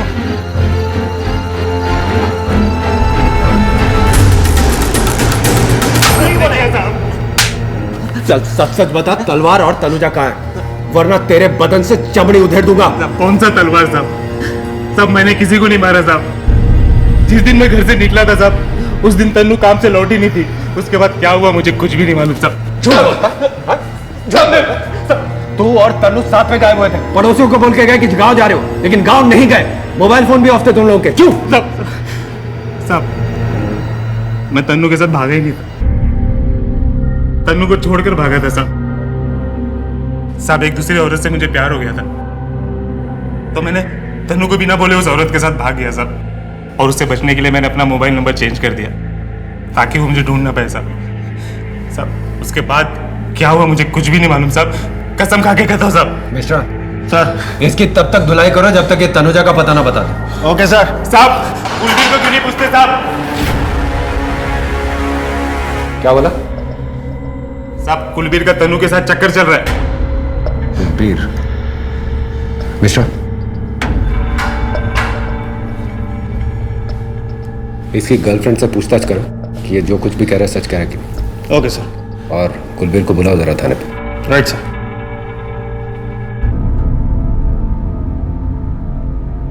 पापा हट दूर हट।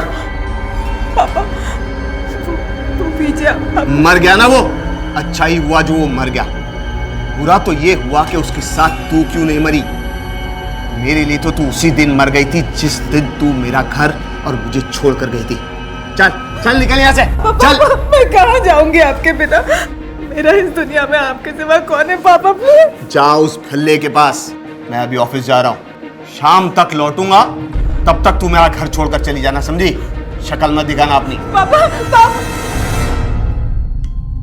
सर मुकेश की गर्लफ्रेंड गौरी से बात, वो सच बोल रहा है। उस दिन वो उसी के साथ था। मतलब इस कुलबीर से ही हमें तनुजा का पता लगाना पड़ेगा। Yes sir. तनुजा कहाँ है? मैं आपको कह चुका हूं ना, मुझे नहीं पता। झूठ बोलता, झूठ बोलता। तेरा और तनुजा का चक्कर था कि नहीं? हाँ सर, मेरा और तनु का चक्कर था। तो फिर ये बात तूने हम लोगों को पहले क्यों नहीं बताई? क्योंकि मेरी फैमिली को पता लग जाता सर। मैं नहीं चाहता था कि उन्हें पता लगे, बहुत बदनामी होती सर। एक तो तुम अपने डैड से नफरत करते थे, अपने बाप के पैसे पे अय्याशी करते थे ना तुम। अगर घर से निकल जाते तो सड़क पे आ जाते। इसीलिए अपनी तनुजा के साथ मिलके तुमने अपने बाप को मार दिया, है ना? मार दिया ना उनको। और तनुजा से कहा कहीं जाके छिप जाए, जब मामला ठंडा होगा तो तुम उसे वापस बुला लोगे, है ना? यही हुआ था ना? नहीं सर, डैड को तो क्या, किसी को भी हमारे चक्कर के बारे में नहीं पता सर। ना ही मैंने डैड को मारा है और ना ही मुझे पता कि तनुजा कहां पर है। तुमने तनुजा का भी मर्डर कर दिया है ताकि हमें लगे कि वो तुम्हारे डैड का मर्डर करके गायब हो गई है और तुम साफ साफ बचकर निकल जाओ। सर ये कुलबीर, आरती, शिवानी और अमल के दोस्तों और जानने वालों की लिस्ट है। अब इसमें से वो तलवारबाज कौन है जिसकी हमें तलाश है ये तो नहीं पता, लेकिन अगर हम सही सोच रहे हैं कि कातिल भल्ला फैमिली में से कोई एक है तो उसका साथ देने वाला भी इसी में से कोई एक हो सकता है। सुरेश मेनन, इसी से शुरुआत करते हैं। Okay sir.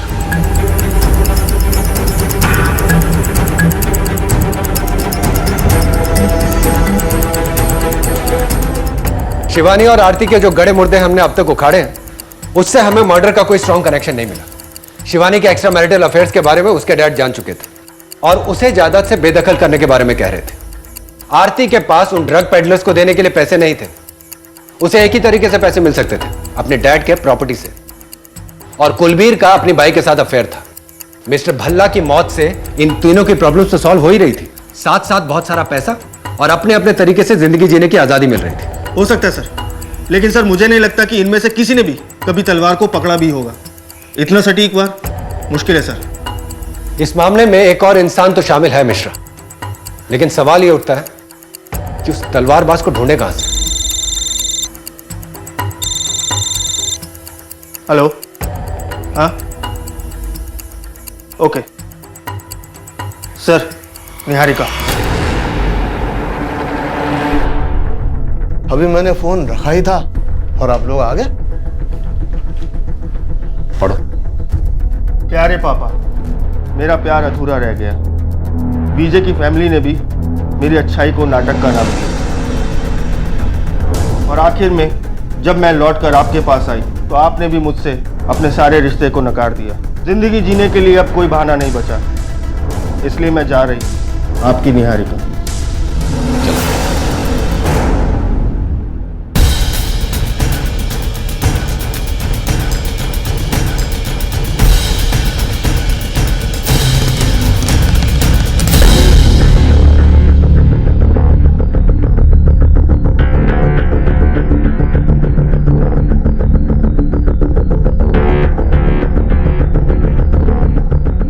हाँ सर, ये मैडम को तो मैंने ओखला ब्रिज पे छोड़ा था आधा घंटा पहले। ओखला ब्रिज?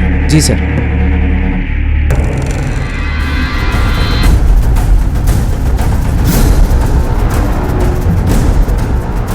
सर सर, वो औरत।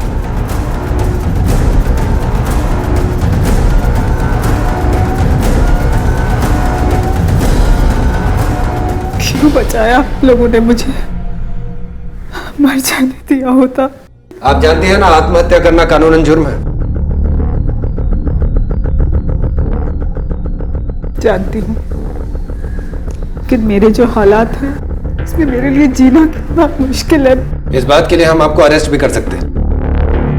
This is a warning to you. दोबारा ऐसी बेवकूफी वाली हरकत मत कीजिएगा। जा सकती हैं आप।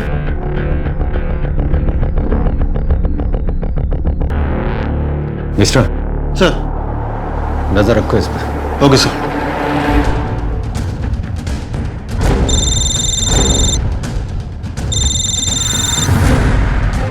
हेलो, हमें ओखला के पुलिस स्टेशन से सब इंस्पेक्टर ठाकुर बोल रहा हूँ। एक लाश मिली है। क्या?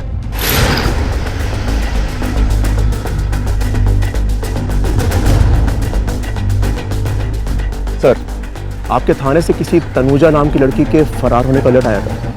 हमको लगा शायद वही हो।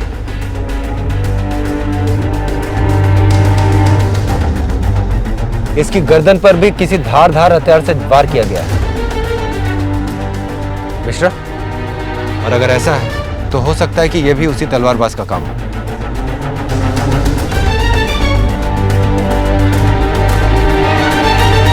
सर, ये तो खाली। एक काम करो, बॉडी को पोस्टमार्टम के लिए भेजो। Okay sir. सर, तनुजा की गर्दन पे किया गया वार बहुत कुछ वैसा ही है जैसे भल्ला के ऊपर किया गया था, लेकिन सर उसकी लाश के पास से मिला वो खाली पर्स, वो इस कहानी में कहीं फिट नहीं बैठता। सर उसके पर्स में ऐसा क्या रहा होगा जो कातिल चुरा ले गया? ये सोचो कि एक मेड अपने पर्स में क्या क्या रख सकती है। सर, कुछ पैसे, बिंदी, लिपस्टिक या फिर पर्सनल डॉक्यूमेंट्स। हो सकता है कि तनुजा के पर्स में मिस्टर भल्ला के घर की चाबियां। चाबियां? मैं कुछ समझा नहीं सर। तनुजा बरसों से मिस्टर भल्ला के घर में काम करती थी, तो जाहिर है कि उसके पर्स में मिस्टर भल्ला के घर की चाबियों का एक सेट तो होगा ही। मुझे लगता है तनुजा का मर्डर मिस्टर भल्ला के घर की चाबियों के लिए ही हुआ है।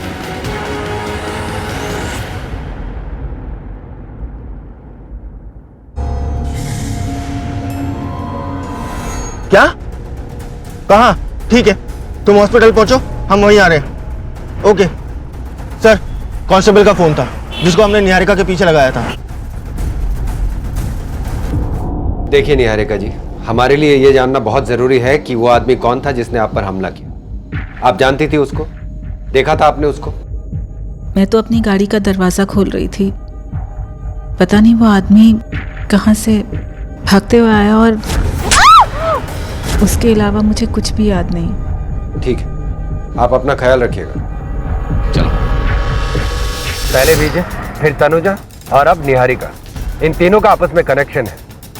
इन तीनों मामलों में हथियार एक ही है, तलवार, और मुझे लगता है कि इन तीनों का हमलावर भी एक ही। हेलो, हाँ, ओके सर, एक इन्फॉर्मेशन है। सर, प्रियांशु मित्तल नाम का एक आदमी है, कराटे एकेडमी चलाता है। सर इस एकेडमी में तलवार चलाना भी सिखाया जाता है और ये खुद भी तलवार चलाने में माहिर है। पता लगाओ इस आदमी का भल्ला फैमिली के किस मेंबर से संबंध है।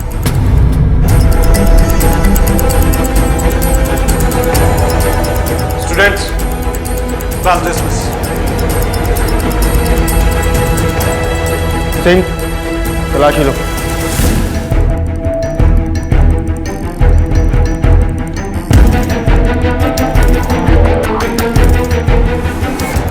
मिस्टर प्रियांशु, आपसे कुछ सवाल पूछने हैं। पूछिए। ये एकेडमी कितने सालों से चला रहे हैं आप? पिछले 3 सालों से। तो जितने भी स्टूडेंट्स आपके यहाँ आते हैं या फिर आ चुके हैं, उनके रिकॉर्ड्स तो होंगे आपके पास? हाँ, रखते हैं। मैं देख सकता हूँ? आइए। सर, या जितने भी रिकॉर्ड्स है सबको लेके थाने पहुंचो।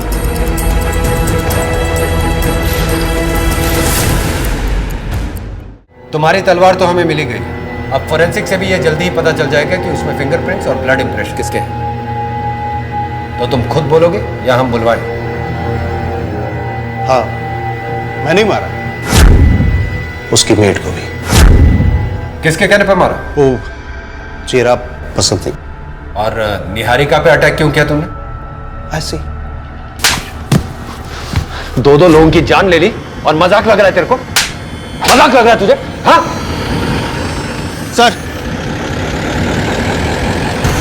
सर 3 साल पहले शिवानी इस प्रियांशु के एकेडमी की स्टूडेंट थी। सर पूछताछ में पता चला कि शिवानी का इसके साथ भी चक्कर था। तुम्हें तलवारबाजी सीखने की क्या जरूरत थी? तलवार? मुझे तलवार नहीं चलानी आती। झूठ बोल रहे हो तुम। प्रियांशु मित्तल को जानती हो? हाँ जानती हूँ, मेरा बॉयफ्रेंड पुनीत उसकी कराटे एकेडमी में था। हम रिलेशनशिप में थे और पापा के डर से मैंने वो कराटे क्लासेस ज्वाइन की थी। प्रियांशु मित्तल ने मिस्टर भल्ला और तनुजा का कत्ल किया है और उसने ये बात कन्फेस की है। हमें पूरा यकीन है कि वो अकेला नहीं था। असली कातिल तक तो हम जल्दी ही पहुंच जाएंगे, इसलिए तुम्हारी अगर कोई भी बात झूठी निकली तो वो तुम्हारे लिए अच्छा नहीं होगा। सर समझ नहीं आता शिवानी के अलावा ऐसा कौन हो सकता है जो प्रियांशु का दोस्त हो और भल्ला का दुश्मन। यह जरूरी नहीं है मिश्रा कि वो उसका कोई दुश्मन ही हो, दोस्त भी तो हो सकता है। पर ऐसा कौन हो सकता है सर? निहारिका। लेकिन सर उसका रिकॉर्ड तो क्लियर है और उस पर जानलेवा हमला भी हुआ था। यही तो सोचने वाली बात है मिश्रा। प्रियांशु एक एक्सपर्ट मार्शल आर्टिस्ट है। अगर वो एक ही वार में भल्ला और तनुजा दोनों को मार सकता है तो फिर निहारिका के टाइम कैसे चूक गए? यही बात समझ में नहीं आ रही। रूम नंबर 2 में जो पेशेंट थी निहारिका, वो कहाँ गई? वो तो सर आज सुबह ही डिस्चार्ज हो गई। 2 दिन पहले ही उनकी प्लास्टिक सर्जरी हुई है और अब वो ठीक है। लेकिन उनका घाव तो इतना गहरा नहीं था कि प्लास्टिक सर्जरी करनी पड़ती। एक्चुअली सर उन्होंने कॉस्मेटिक सर्जरी कराई है चेहरे पर।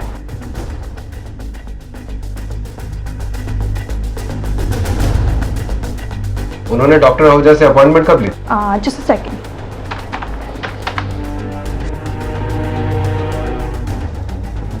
सर ये तो मिस्टर भल्ला की मौत से ठीक 1 हफ्ते पहले की डेट है।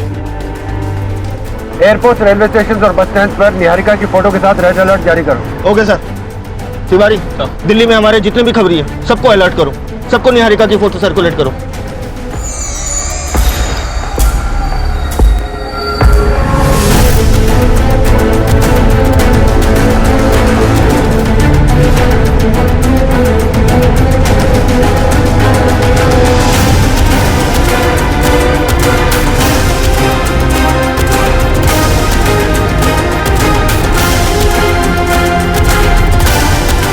तुम जानते हो कि तुम्हारा खेल अब खत्म हो चुका है, इसलिए तुम्हारी भलाई इसी में है कि तुम सब सच सच बता दो।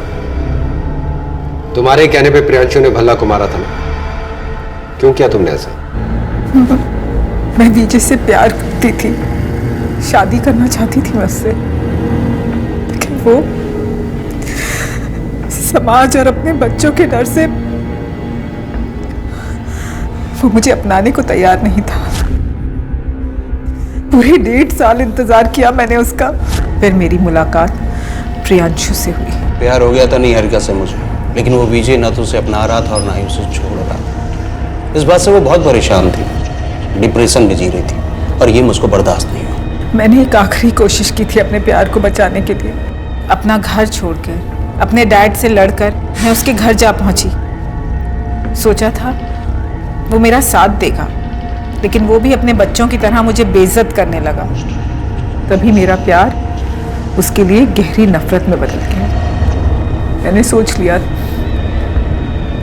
मैं विजय को जान से मार दूंगी, लेकिन ये सब मैं अकेले नहीं कर सकती थी।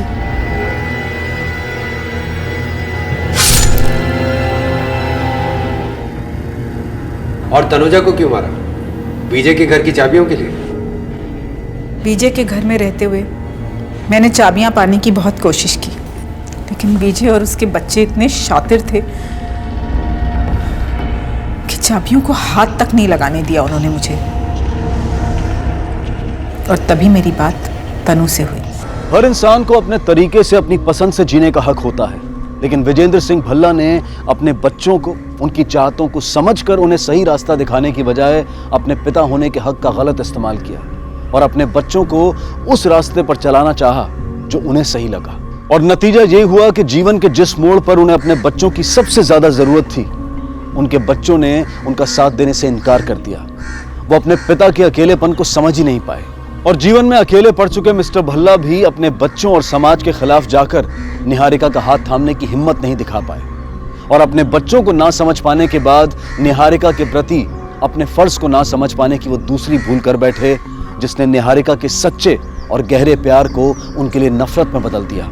जीवन के किस पड़ाव पर की गई हमारी कौन सी भूल कब हमारे सामने आकर हमें सजा देगी, इस बात की भविष्यवाणी करना आसान नहीं है। इसलिए बेहद जरूरी है कि हम जीवन के नियमों को समझें, उनका पालन करें और अपने उन रिश्तों को कमजोर होने की बजाय मजबूत बनाएं जो हमारे जीवन की असली पूंजी होते हैं। इसी विचार के साथ अब मैं अनूप सोनी आपसे विदा लेता हूं। फिर मुलाकात होगी अगले एपिसोड में एक और चौंका देने वाले केस के साथ। तब तक अपना और अपने परिवार का ख्याल रखें और देखते रहें क्राइम पेट्रोल डायल 100। सबक एक को सीख हम सबको। जय हिंद। इस तरह के और भी एपिसोड देखने के लिए हमारे चैनल को सब्सक्राइब करें और बेल आइकन दबाना ना भूलें।